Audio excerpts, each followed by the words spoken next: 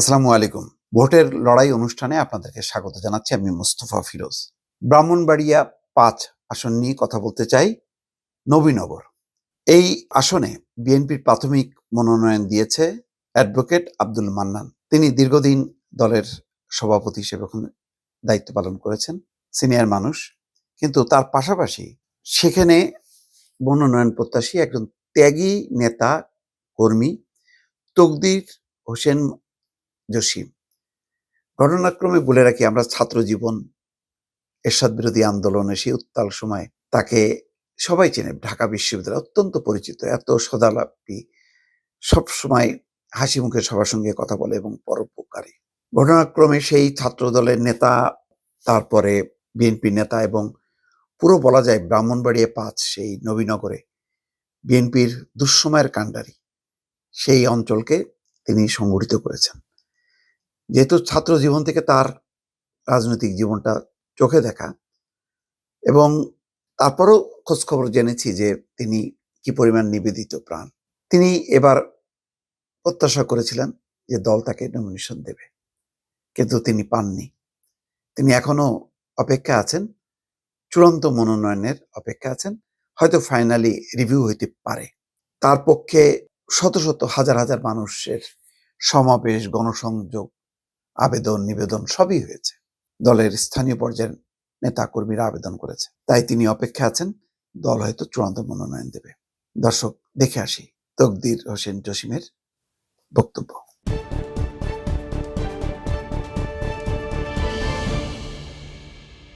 ভোটের লড়াই অনুষ্ঠানে আপনাকে স্বাগত জানাচ্ছি। তকদির জসিম ভাই, আপনি আমার অত্যন্ত কাছের মানুষ। কাছ থেকে আপনাকে দেখেছি বিশ্ববিদ্যালয়ের ছাত্র জীবনে আপনি ছাত্র দলের সক্রিয় কর্মী নেতা ছিলেন, এবং মানে মোটামুটি এরশাদ বিরোধী আন্দোলনে আপনার যে ভূমিকা, সেটা কাছ থেকে দেখেছি।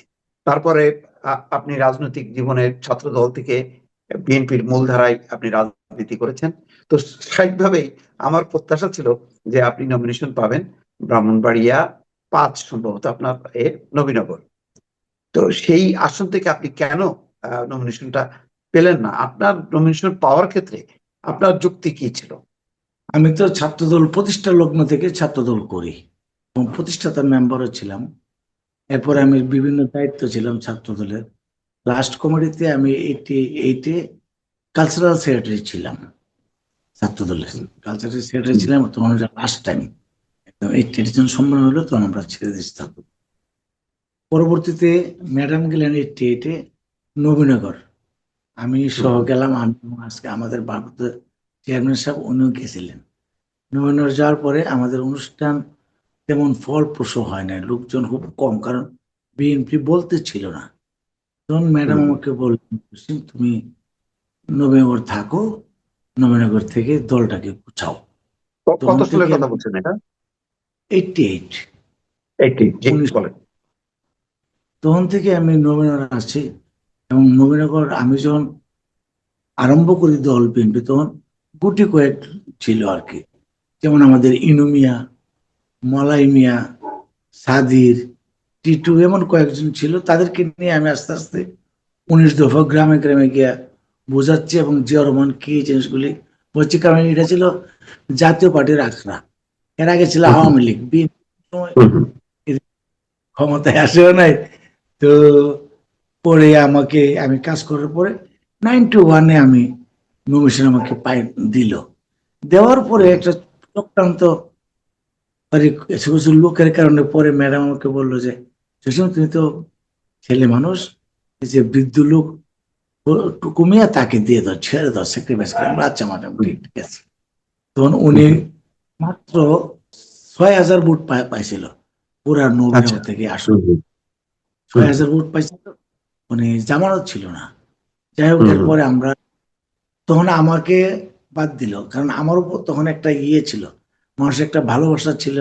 আমি ঘন ঘন যাইতাম, আমি দলটাকে প্রত্যেকটা গ্রামে গ্রামে গিয়া মানুষের সাথে মিশতাম, কথা বলতাম। কারণ আমি মেট্রিক পাসও করছি আমার গ্রামের স্কুল থেকে। আমি আগেও ফুটবল এগুলি বিভিন্ন সামাজিক কাজকর্মে জড়িত ছিলাম, আমাকে মানুষ চিনত আগে থেকেই। যাই হোক, এরপরে 91-এর পরে আমাদের সরকার গঠন করলো। তাহলে আমাদের যে বর্তমান যে সম্মানিত স্থায়ী কমিটির সদস্য আমাদের সালাউদ্দিন আহমেদ, উনি ছিলেন হুম, হুম। ম্যাডামের।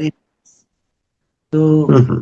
উনি আমার এলাকায় এত কাজ করে দিয়েছেন, নবীনগর রাসগঞ্জের রাস্তা, নবীনগর শিবপুর রাধিকার রাস্তা এবং আরো অনেক উন্নয়নমূলক কাজগুলি করেছে, এবং সবগুলি স্কুল আমি বিল্ডিং করে দিয়েছিলাম, তখন হাই স্কুলও প্রতিষ্ঠা করে দিয়েছিলাম কয়েকটা।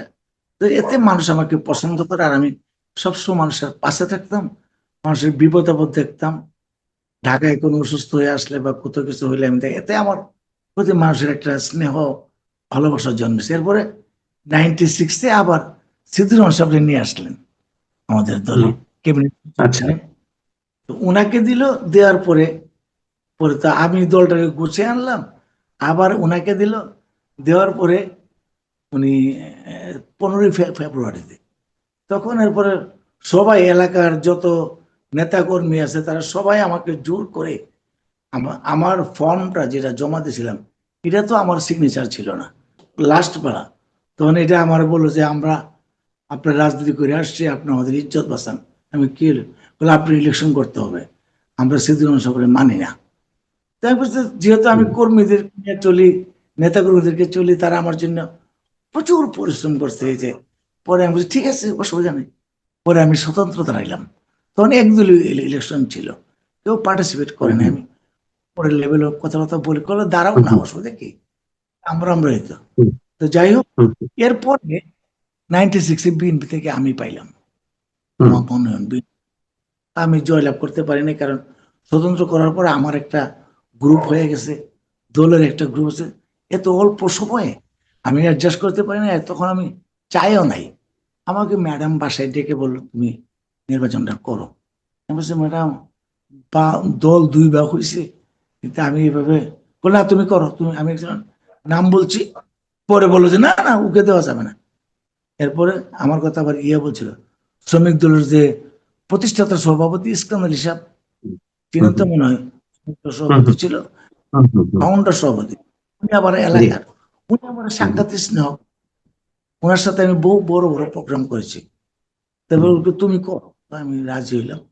পরে যাই হোক, দুর্ভাগ্য আমি ওই পাশ করতে পারি কুচক্রী মহলের কারণে। কারণ সিদ্দিক রহমান সাহেবের ভাই যা দাঁড়াইছে আওয়ামী লীগ থেকে নৌকায়, উনি ছিল ওনার আপন মামাতো ভাই। তো উনি ওনারে বললেন, ওই এলাকায় বলে দিচ্ছে যে জসিম আমার বিরুদ্ধে ইলেকশন করছে, সে যাতে কোনো রকমই পাস না করে, সেই চেষ্টা করবা। আর 3টা ইউনিয়ন, আমি তো জানি আমি প্রচুর ভোটে পাস করবো, 3টা ইউনিয়ন এলাকায় কেটে ফেলেছিল। কাটার পরে আমি হারিয়ে গেলাম। এরপর তো আমি কাজ করতেছি, কাজ 91 আবার দিল, 4 দিল জোর থেকে কাজী সাহেবকে, 4 দিল যোগ থেকে আমাকে বাদ দিল। এরপরে আমি আবার নৌর আহ্বায়ক ছিলাম, জেলার দায়িত্ব ছিলাম, কৃষক দলের 15 বছর সভাপতি ছিলাম। নবীনগর কৃষক দল, ছাত্র দল, যুব দল, বিএনপিকে আমার নিজের হাতে নিজের মতো করে আমি গড়ছি, কারণ আমি আমার মতো এই দলকে ভালোবাসি। আমি নিঃস্বার্থভাবে শহীদ জিয়ার একদম আদর্শ লালন করি, পালন করি, ধারণ করি, এবং আমি সেটা প্রয়োগ করার চেষ্টা করি আমার মাঝে। তা আমি দলকে ভালোবাসি, আর বিশেষ করে আমি দলের কোনো সময় দলের সাথে ফাঁকি দিইনি। আমি দলে যখন বিভিন্ন দায়িত্বে ছিলাম, আমি দায়িত্ব পালন করছি সততার সাথে, নিষ্ঠার সাথে এবং দায়িত্বের সাথে। তো যাই হোক, এরপর আমি কৃষক দলেরও 18 বছর 1 নম্বর জয়েন্ট সেক্রেটারি ছিলাম। দুধবা ছিল সেক্রেটারি, আমি ছিলাম সিনিয়র জয়েন্ট সেক্রেটারি। আমিও মাঝে মধ্যে কৃষক কেন্দ্রীয় কমিটির সেক্রেটারি দায়িত্ব পালন করছি, উনি যখন জেলে গেছে বিভিন্ন সময়। তা আমার সাথে একটা ভালো সম্পর্ক দলের মধ্যে আছে, কিন্তু আমি নবীনগরে সবসময় সারা সময় আমি নবীনগর দিয়েছি। প্রায় সপ্তাহে আমি 3 দিনে ছিলাম, আমি কোনো সময় মিস করি নাই। আমি প্রতি সপ্তাহে যাইতাম। ধরেন না, যদি জরুরি কোনো কাজ না থাকতো তাহলে আমি ঢাকায় থাকতাম। কিন্তু যাকে নমিনেশন দিয়েছে, জসিম ভাই, যাকে নমিনেশন দিয়েছে তিনি তো আবার অনেক বছর ধরে তিনি সভাপতির দায়িত্বে আছেন। সেই ব্যাপারে আপনি কি বলবেন, এই সিলেকশনটা? অ্যাডভোকেট মান্নান সাহেব আমি আনছি দলে। উনি ব্যাংকে চাকরি করতেন, পরে চাকরি ছেড়ে দিয়ে দলে ঢুকাইছি। 89-এ ম্যাডাম আচ্ছা জনকে আমরা দায়িত্ব দিয়ে আসলো যে কাজ কর। আচ্ছা আচ্ছা 89-এ আমি ওনারে দলে ঢুকাইলাম। হুম, ঢুকানোর পর থেকে এরপর আমি সম্মেলন হলে আমি ওনারে সেক্রেটারি করলাম। ইনুম আচ্ছা সাহেবকে সভাপতি, ওনাকে সেক্রেটারি, মলয় মিয়া সাহেবকে করলাম জয়েন্ট সেক্রেটারি। এরপর আমার হাতে করে আমি 3টা কমিটির সভাপতি আমি করছি ওনারে, এবং আচ্ছা আমি আচ্ছা একবার আহ্বায়ক ছিলাম নবীনগরের। হুম হুম 96-এ হুম আমি আহ্বায়ক ছিলাম, বিএনপির আহ্বায়ক। আমি 90 হুম, দিনের মধ্যেই সম্মেলন করেছি। আমি তখন থেকে প্রত্যেকটা ইউনিয়নে, প্রত্যেকটা ওয়ার্ডে ওয়ার্ডে, প্রত্যেকটা ক্ষেত্রে আমি এই কাজ করছি, এবং আমি দলকে সুসংহত করছি, জিয়ার আদর্শ ভাবে আমি মানুষ তৈরি করছি। আর সে অ্যাডভোকেট আপনার 2007 সাল থেকে, 8 সাল থেকে 2021 সাল পর্যন্ত মাঠে ছিল না। কেউ কোনো আচ্ছা ছবি, কেউ কোনো ছায়া হতে, হুম, হুম, সেজন্য যারা গ্রাস লেভেল কর্মী ওনাকে তেমন একটা লাইক করছে। মানে বিএনপির যত লোক আছে নবীনগর, সব আমার গড়া এবং আমারই কর্মী। যেহেতু তারা দল করে, সবাই জানতো যে আমি নমিনেশন পাবো। তৃণমূল পর্যায়ে সবাই আমাকে চায়, আপনি খোঁজ নিয়ে দেখতে পারেন। হুম, হুম, এবং আজকে আমাকে না দতে তারা খুব। তো এরপরও আমি যেহেতু বিএনপি করি, আমি আমার দল ইলেকশন করব। আমার মাকড়া হইলো দানের শীষ, আমি খালেদা জিয়ার দল করি, জিয়াউর রহমান সাহেবের দল করি, তারেক রহমান সাহেবের দল করি। আমার কাছে দলের আদর্শ বড়। এখন আমাদের মহাসচিব যখন ডিক্লেয়ার করে তখন বলছে যে এটা চূড়ান্ত না, প্রথম হুম, ভরসা। তো হুম, হুম, যেহেতু আমরা প্রার্থী, পরবর্তীতে আমরা ওনার গ্রহণযোগ্যতা নাই, ওনার একেবারে হুম, হুম, গ্রহণযোগ্যতা নেই। নমিনেশন পেলে তো আমাদের সাথে দেয়া করার কথা বা কথা বলার কথা, সেরকম কথা হয় নাই। পরবর্তীতে আরো অপমানের মধ্যে গর্বের সহিত কথা বলছে। পরে আমরা 7 জন এক হইলাম। আমরা হুম, যারা হুম, পাইনি, আমরা 8 জন প্রার্থী ছিলাম, আরো আছে, হুম, এগুলিও তো মাখরা মারে না। 8 জন প্রার্থী এক হইয়া এখন আমরা অ্যাপ্লাই করছি আমাদের চেয়ারম্যান সাহেবের কাছে, যে উনি বিবেচনা করবে এটা হুম, হুম, ইয়ার জন্য, রিভিউর জন্য। কারণ মান্না সাহেবকে দিয়ে নবীনের সিট আনা যাবে না। আমরা 7 জন মিল্লা কাজ করি, এরপর আনা যাবে না। কারণ কি, ভাঙ্গা লাগলে কিন্তু জোড়া কম লাগে। অথবা দলে উপর দ্বারা সুসা করার জন্য গেল মাঠে, কিন্তু অন্তর দিয়ে কাজ না করলে মান্না সাহেবকে, এবং আমরা 7 জন কাজ করলেও আনতে পারবো না। কারণ এখানে তাপস সাহেব আছে, আগে ছিল, সে আবার হুম, আমাকে দিলে সেও আমার পক্ষে আমার কাজ করবে। কৃষক আচ্ছা দলের আচ্ছা মামুন, সেও আমার পক্ষে। সে কৃষক দল যাতে আমি নবীনগর লালন পালন করছি, আমার হাতে আমি 4টা কমিটি করে দিয়েছি পর্যায়ক্রমে। আমি নবীনগর ওখানে আমার ধরেন 88 থেকে আমার অফিস আছে, অদ্যপন্থী আছে। এবছর হুম, হুম, বিরাট বড় এর মতো এখানে সবসময় নেতা কর্মীদেরকে নিয়ে বসি।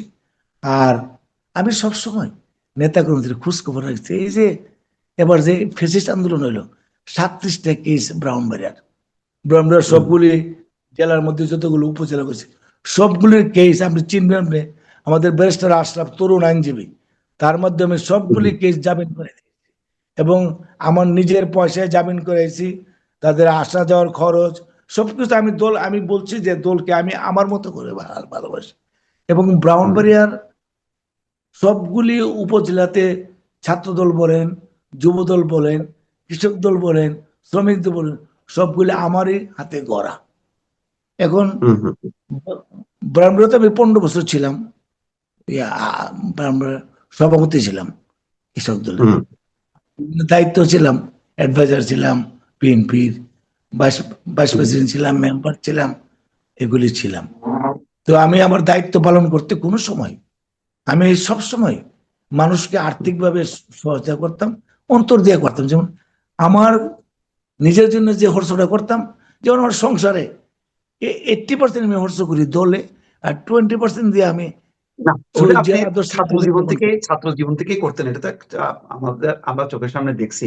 এটা আর নতুন করে বলার দরকার নেই।